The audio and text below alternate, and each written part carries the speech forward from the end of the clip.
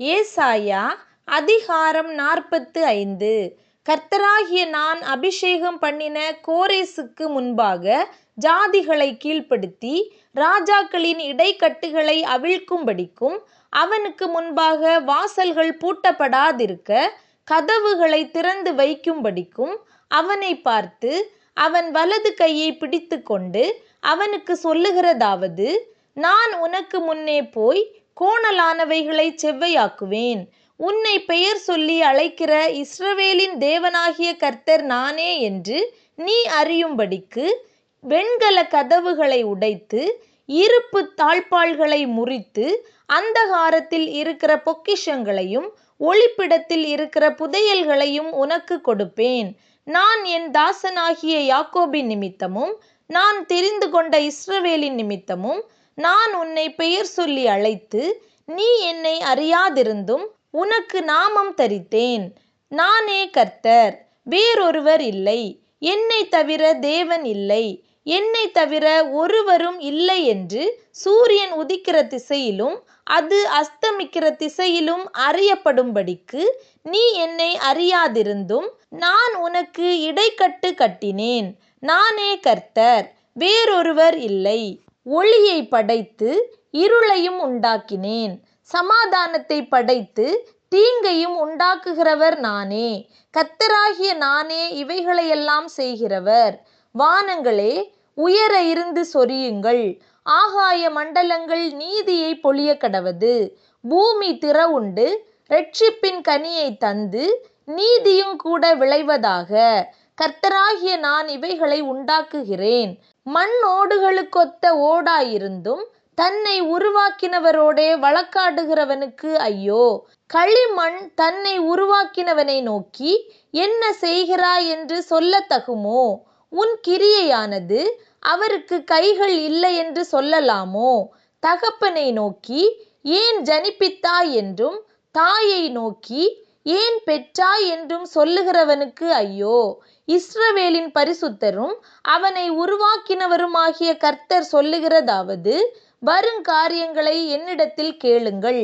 என் பிள்ளைகளை குறித்தும் என் கரங்களின் கிரியைகளை குறித்தும் எனக்கு கட்டளையிடுங்கள்.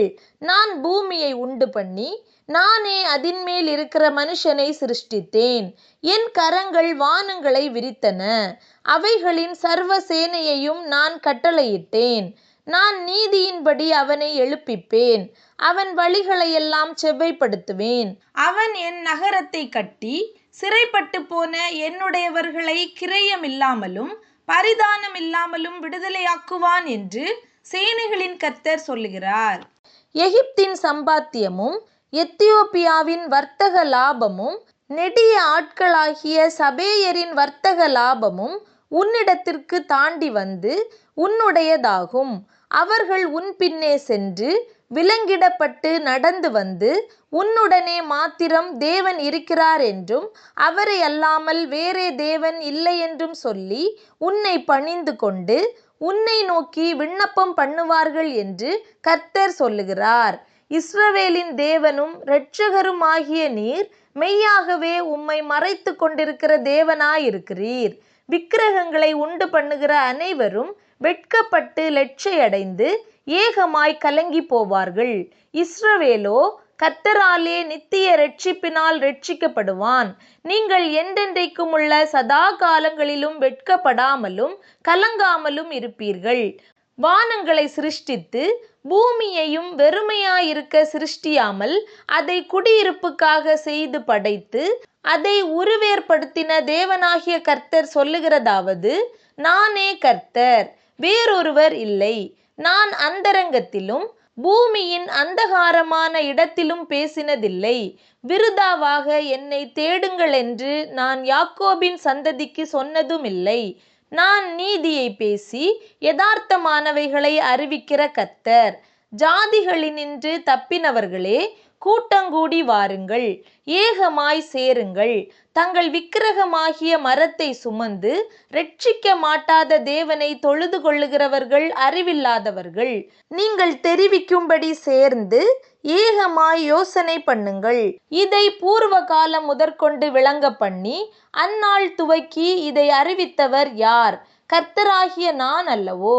நீதிபரரும் இரட்சகருமாகிய என்னை அல்லாமல் வேறே தேவன் இல்லை, என்னை தவிர வேறொருவரும் இல்லை.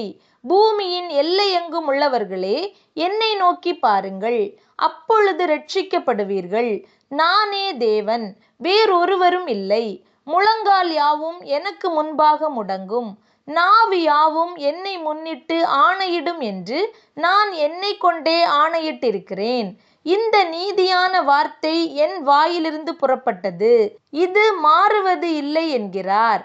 கர்த்தரிடத்தில் மாத்திரம் நீதியும் வல்லமையும் உண்டென்று அவனவன் சொல்லி அவரிடத்தில் வந்து சேருவான். அவருக்கு விரோதமாய் எரிச்சல் கொண்டிருக்கிற யாவரும் வெட்கப்படுவார்கள். இஸ்ரவேலின் சந்ததியாகிய யாவரும் கர்த்தருக்குள் நீதிமான்களாக்கப்பட்டு மேன்மை பாராட்டுவார்கள்.